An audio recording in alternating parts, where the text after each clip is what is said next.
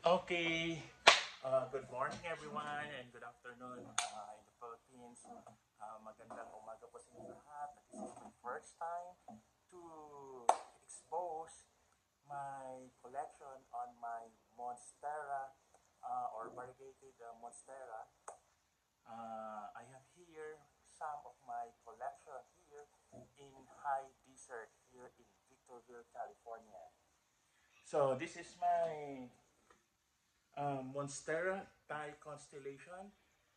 It's very nice and very healthy. So now, mayroon na siyang bagong dahon or bagong leaf here. So I'm so excited. Today is June 27. Yeah, June 27. So it's very nice. Yung dahon niya is very healthy. So the purpose of this video is para next year. So I will let you show to you next year kung gaano na siya ka-establish yung mga dahon niya. So actually this is my first Monstera variegated. No? So very cute and very beautiful. So I'm here in Victorville, California, USA. So now I have also a Monstera albo here. It's also very nice and very healthy. So meron na siyang 4 leaves, 1, 2, 3, 4, and there's one coming also here. So medyo maganda. So this is a Monstera albo. So this is a white variegated here and it's very very beautiful and very nice. So gagawin ko to siyang mother plant. So I'll make this one a mother plant hopefully soon by next year. So I have also here my Monstera, variegated Monstera. I think this one is Monstera Thai constellation. Uh, Look at this one, Ivy.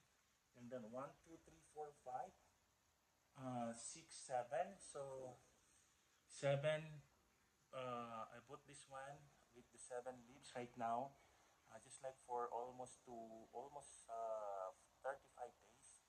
So meron na siyang 9 na dahon or 9 leaves. So it's very beautiful. So I am excited next year kung gaano na siya kataas. So I'm so excited. So beautiful variegated Monstera. Oh, so dito lang to sa loob ng bahay. Inside my house with indoor lights.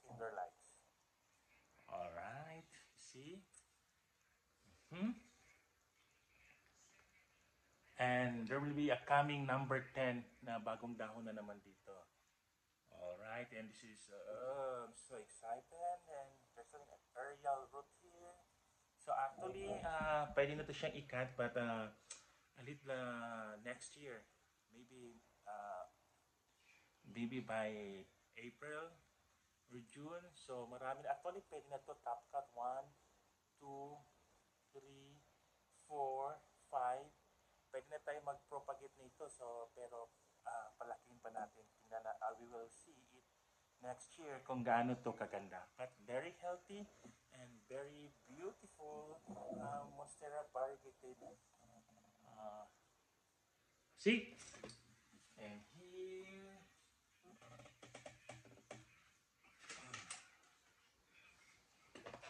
I have also here one of my favorite Monstera Thai constellations. Ang laki-laki ng dahon and mayroon na naman siyang bagong dahon here. Hopefully by next month. So, lalaki na naman to. So, actually, when I put this one, binili ko to 1, 2, 3, just 4 leaves. And right now, this is yung bago niya, baby nito. So, malaki na talaga. So, this will be gagawin ko tong mother plant.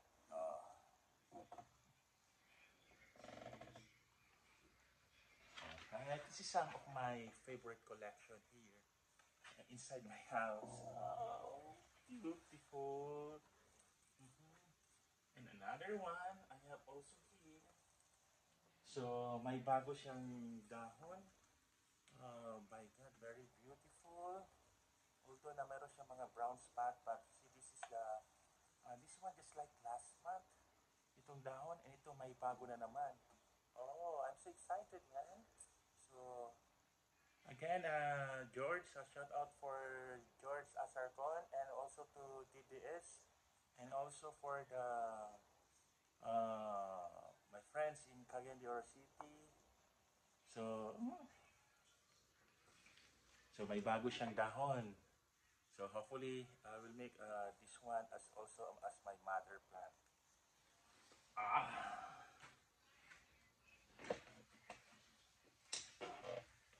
So again, I have also here some of my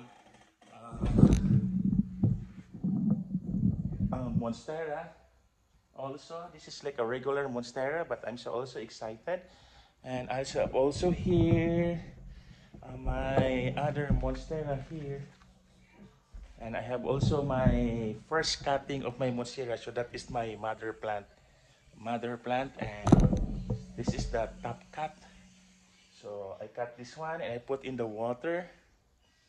So hopefully soon, by 2 to 3 months, so I will plant this one in the soil. So again, thank you for watching. Hopefully by next year, so I will show it to you my collection of my Monstera here in high desert, here in Victorville, California. All right.